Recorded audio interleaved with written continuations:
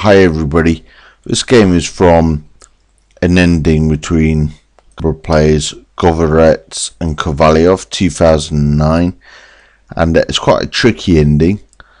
Rook and pawn versus knight. It's white to play and win, and in a moment if you just pause the video and see if you can work out the winning plan.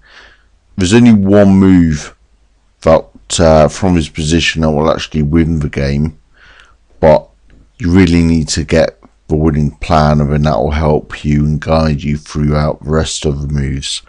So if you want to pause the video, spend as much time as you want to on this and see what you can come up with. The position itself is available to copy and paste into a computer program in the information section at the bottom of the video. So if you want to do that, and then come back to this video once you've had a look at it. Okay, right, so the plan to win this game is that white has got to either promote the pawn to a queen or win the knight. If he wins the knight and gives up the pawn, he's a rook up against a lone king, easy win. And if he has to give up, if he manages to promote the pawn and gives up the rook, queen versus knight is an easy win. So the plan is to cut the knight off and advance the king, or sacrifice the rook to allow the pawn to promote. Now the first move, rook e6, attacking the knight. The knight's got to move. If the knight doesn't move and we take it, we're going to win. So knight f3. If, for instance, black goes knight to the c file, either on c6 or c4, rook c6, and if the king takes a pawn, we win a knight and win the game.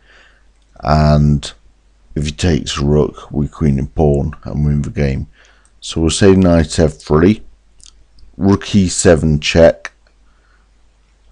defending the pawn, king b8. Obviously if it goes king towards a rook, we just give up the rook and promote to a queen. So king b8, and then we just want to advance a king to c3. And then the knight's got to try and get back into the game. Notice that it's really cut off at the moment.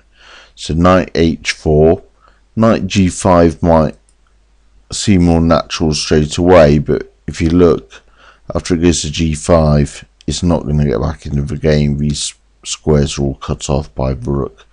So knight h4. Again, we just carry on with our plan, advance the king, knight g6, attacking the rook, rook g7, throwing it straight back there, attacking the knight, knight e5 check. If that doesn't bother us, we can still continue with our plan, king to c5.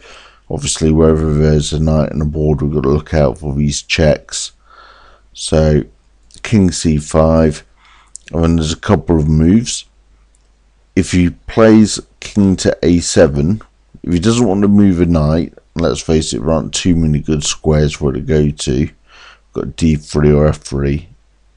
Then he's only got king a7. So king a7, king d6 attacking the knight, knight checks, king c7, and we're going to queen on the next move. So that's the win.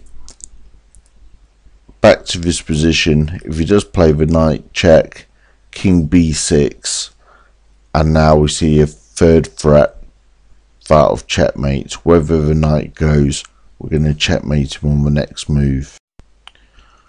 Right, so now we're going to have a quick game against a computer. It's always good once you've got a plan like this to test it out against a computer. They often throw in a few random moves or little tricks, so we'll just see how the plan works in action. They often do things a little differently. So we start off with rook e6. Right, it's gone king to f3, defend the pawn, advance the king. Right, advance the king again, advance the king again. He's attacking there, so we'll bring this in. Knight there, king, king in, queen. Oh, and that's going to be a very quick win. There we go. So have a go yourselves. As I say, the positions in the information box below the video. Have a go yourself. See if you can follow the plan and make sure you're able to beat your computer every time. And let us know what you think in the comments.